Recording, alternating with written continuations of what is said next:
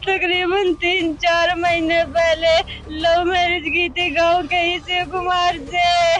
तब से ही मेरे घर वाले हमारी जान के दुश्मन बनाए थे। आए दिन हमें फोन कर कर के परेशान कर रहे थे। आज किसी इंटर कॉलेज में मेरा यूपी पुलिस का पेपर था, वहाँ से मेरे घर वाले सारे आ गए और मेरे आदमी का गोली मार दी।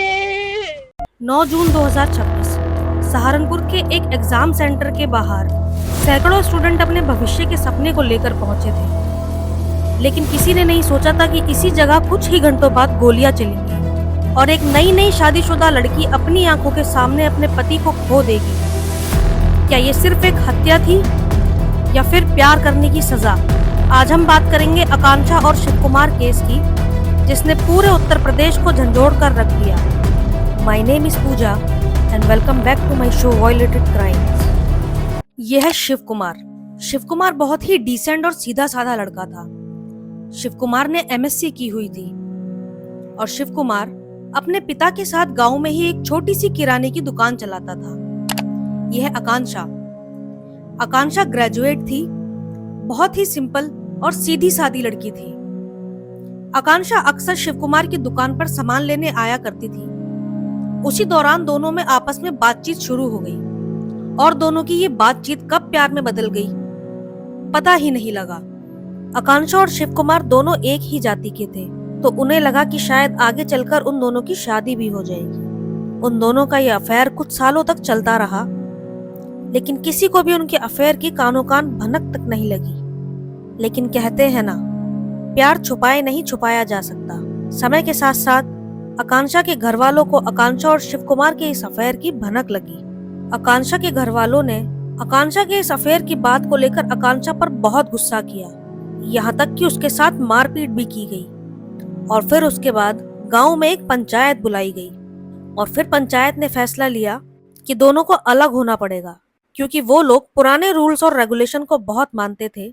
आकांक्षा और शिव कुमार का गांव एक ही था, तो पंचायत ने अपना फैसला सुनाया कि एक ही गांव की बेटी इसी गांव में नहीं शादी कर सकती और पंचायत ने सख्त आदेश दिया कि दोनों अलग हो जाएं। परिवार और पंचायत के समझाने के बाद भी अंकिता और शिव कुमार के प्यार में कोई कमी नहीं आई।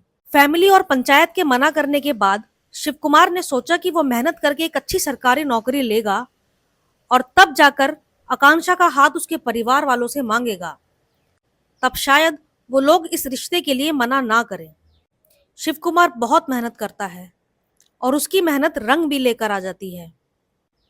शिव कुमार की गृह मंत्रालय में एसएसएफ के पद पर सिलेक्शन हो जाता है। अब शिव कुमार को लगता है कि वो आसानी से आकांक्षा की फैमिली को मना लेगा, क्योंकि दोनों एक ही जाति के थे और अब शिव कुमार सक्सेसफुल भी हो चुका था। लेकिन जो उन्होंने सोचा था बिल्कुल उसके उल्टा हुआ। वो फिर से आकांक्षा के घर वालों के पास जाता है और शादी का प्रस्ताव रखता है, लेकिन दोनों का एक ही जाति के होने के बावजूद और शिव कुमार का एक अच्छी सरकारी नौकरी लगने के बावजूद भी आकांक्षा के घर वालों ने इस शादी के लिए साफ इनकार कर दिया।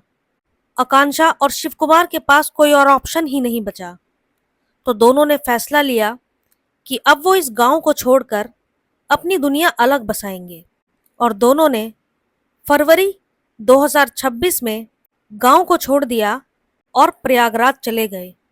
26 फरवरी 2026 को आकांक्षा और शिव कुमार ने आर्य समाज मंदिर में शादी कर ली और दोनों ने हाई कोर्ट से अपनी सिक्योरिटी की भी डिमांड की, क्योंकि वो दोनों जानते थे कि उनके परिवार वाले उन दोनों की शादी के सख्त खिलाफ हैं और वो लोग उनके साथ कभी भी कुछ भी कर सकते हैं। गांव से आकांक्षा के भाग जाने के बाद आकांक्षा के घर वालों की बहुत बदनामी हो चुकी थी। अब उनका उठना बैठना समाज में जैसे बंद ही हो चुका था। इसी वजह से आकांक्षा के घर वालों के दिलों में आकांक्षा को लेकर नफरत अब और ज्यादा बढ़ गई थी।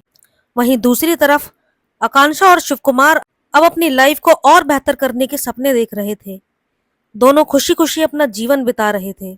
शिव कुमार की ज्वाइनिंग 12 जून को होने वाली थी।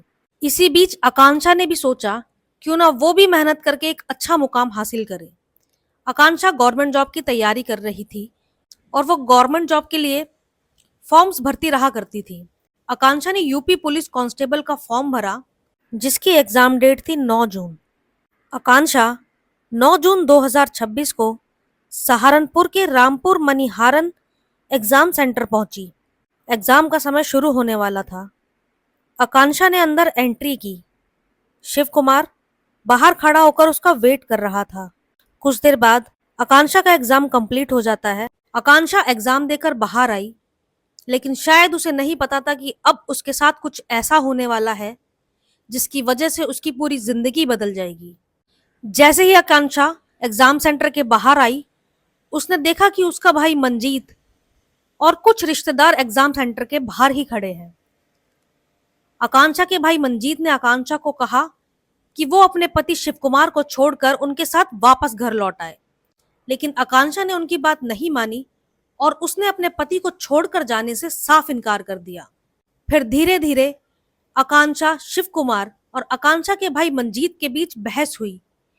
पहले तो बहस बहुत ज्यादा बढ़ गई थी, लेकिन धीरे धीरे बहस कम होने लगी। ऐसा लगने लगा कि अब मामला ठंडा होता आ रहा है, लेकिन अब असल में कुछ ऐसा भयानक होने वाला था जिसके बारे में आकांक्षा और शिव कुमार ने कभी सोचा भी नहीं होगा।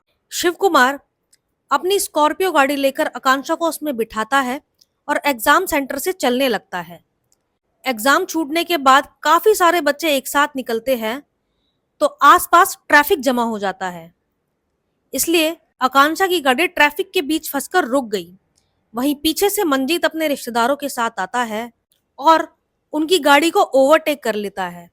जैसे ही शिव कुमार गाड़ी से बाहर निकलता है, मंजीत उस पर फायर करता है। गोली जाकर सीधे शिव कुमार के सर में लगती है और मौके पर ही उसकी मौत हो जाती है। आकांक्षा वहां अकेली खड़ी हुई चिल्लाने लगती है, जोर जोर से रोने लगती है। एक झटके में ही आकांक्षा की पूरी दुनिया उजड़ जाती है। शिव कुमार को तुरंत हॉस्पिटल लेकर जाया जाता है, जहां डॉक्टर उसको डेड डिक्लेयर कर देते हैं।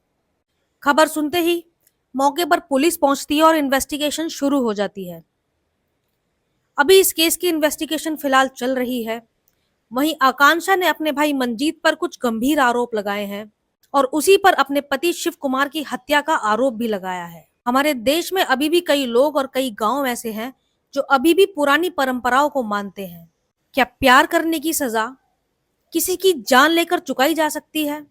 एक फैमिली ने अपनी बेटी, जिसको बचपन से पाला पोसा बड़ा किया, अपने पैरों पर खड़ा किया, उसी की जान ले ली और उसकी गलती सिर्फ इतनी थी कि उसने प्यार किया था।